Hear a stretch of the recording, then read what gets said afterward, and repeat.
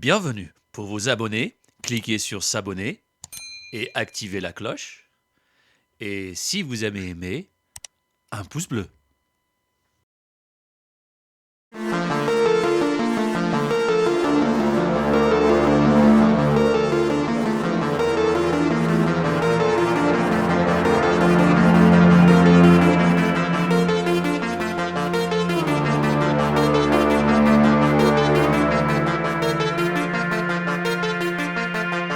Les crânes de cristal.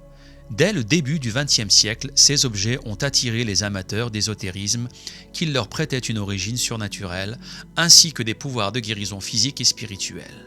Le plus remarquable était celui que l'explorateur F.A. Mitchell Ages prétendait avoir découvert dans les années 1920 au Belize. Les fouilles du XXe siècle n'ont pas confirmé la place supposée du crâne de cristal dans les cultures précolombiennes.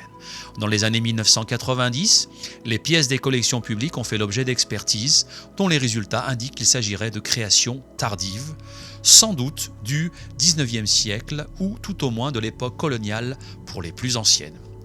Depuis, les analyses scientifiques prouvant qu'ils ont été taillés au XIXe siècle, le crâne de Paris n'est plus exposé qu'à titre exceptionnel, comme en 2008 à l'occasion de la sortie du film Indiana Jones et le royaume du crâne de cristal, ou encore en 2011 au musée du Lathénium, à l'occasion d'une exposition intitulée L'âge du faux.